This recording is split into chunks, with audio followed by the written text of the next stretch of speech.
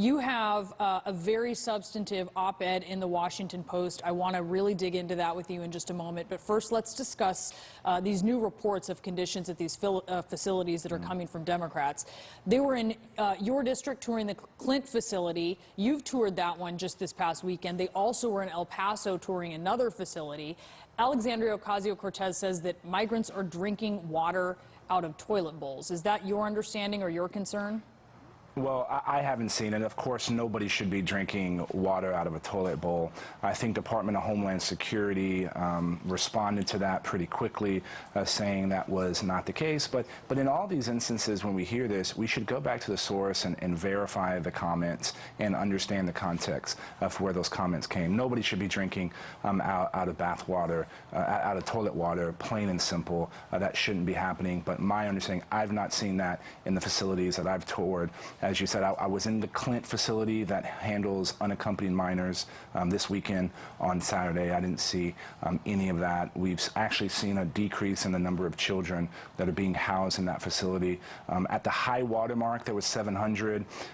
When I was there over the weekend, there was about 60.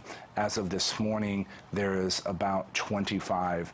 And we have to remember, these Border Patrol facilities are temporary facilities. These are holding facilities only supposed to house people for less than 72 hours until they get handed over to ICE and HHS. And they've been obviously housing people longer than that, and we've seen the consequences. Absolutely. But I want to ask you about something. Nobody should be in these facilities, right, for long, let alone children, right? And I think what's happening in Clint and El Paso is an example of some of the facilities across the country. And even DHS, their Inspector General, did a report on these temporary facilities, you know, identifying some of the problems. And when people are in our custody, we should be treating them humanely and properly.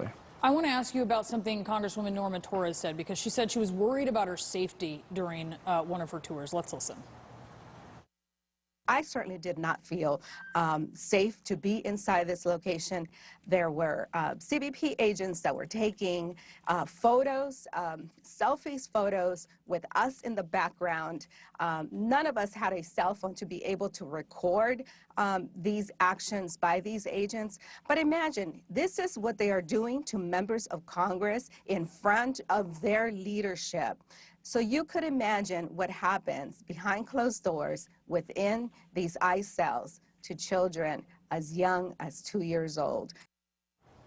I want to ask you about what she said there, and also this ProPublica report about a Facebook group of current and former CBP members that reportedly featured jokes about migrant deaths and lewd comments about Latino lawmakers. I've heard you speak in very different terms about CBP officers. What is your reaction to this report and that description from the Congresswoman? Well, it's unfortunate that she felt that way. Nobody touring those facilities should feel that way. I haven't seen that in my experience in going through many of these facilities. And again, I have more border than any member of Congress. I've been doing this for 5 years. You know, we were investigating these facilities back in 2015. The facilities were even worse. As bad as they are now, they were worse back in 2014 and in 2015. And somebody shouldn't feel that way, especially somebody who has an oversight role of a executive agency. My experience with Border Patrol is seeing them like in Del Rio sector, one of the areas in my district, where they've conducted 422 water rescues along the Rio Grande. That's in 8 months. Imagine if a fire department did 422 rescues in 8 months. These are men and women that are putting themselves in harm's way to save other people. That is my experience, and that's why I think this ProPublica website, this revelation of a Facebook group, and current members of Border Patrol saying pretty derogatory things is absolutely unacceptable. I think this should be investigated, which I know Department of Homeland Security is doing, and if people are indeed doing that, they should be fired, because it is a violation of their code of ethics. And unfortunately, this puts a bad stain on all the other Border Patrol members who are doing things the right way. There are Border Patrol members that work all day and then go to some of these shelters and help, put up stands to keep, Pampers off the floor. So it's unfortunate that a group of people are saying these kinds of terrible things, and I know there is outrage amongst the rank and file of Border Patrol. Let's talk about your op-ed. You outline a series of proposals in the Post to deal with the root of the migration crisis. One of the things that you're proposing is that the Secretary of State should appoint a special representative for the Northern Triangle.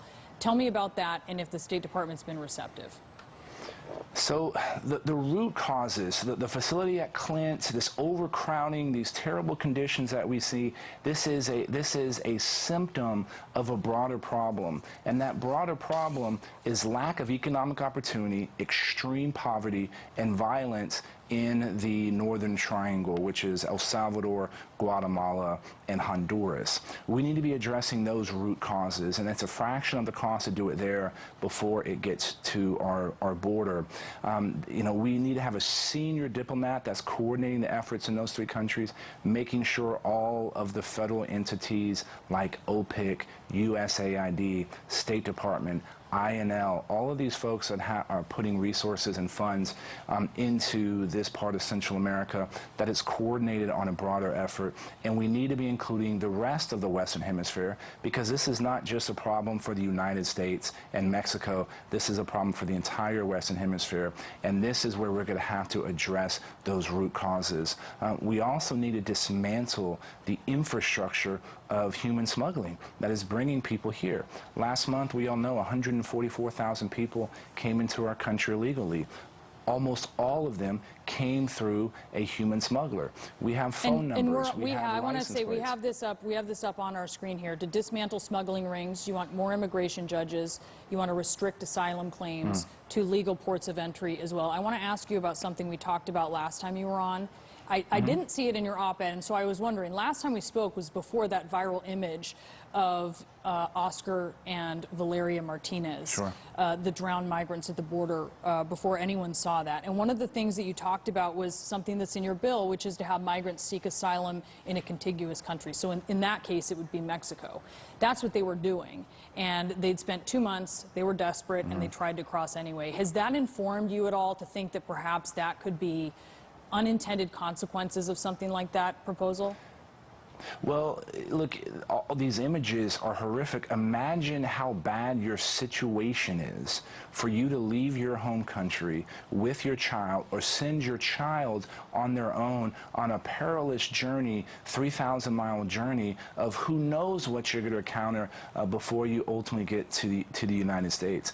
That's why addressing those root causes is so important. And asylum is for people that are part of a protected class, and there's 5 levels of protected classes. It's somebody who is being persecuted by the government or by an entity that the government is unwilling to protect you from or can't protect you from.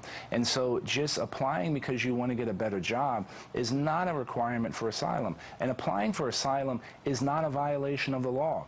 But when our asylum laws are being taken advantage of, the people that really need asylum are the ones that are negatively affected.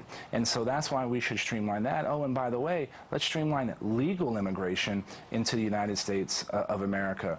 That's something with where our economy is. We need folks at every level of society, from agriculture to artificial intelligence. Let's streamline legal immigration, and this would help address this crisis as well that we're seeing along the border. Sir, thank you so much. Congressman Will Hurd joining us. Always a pleasure to be on.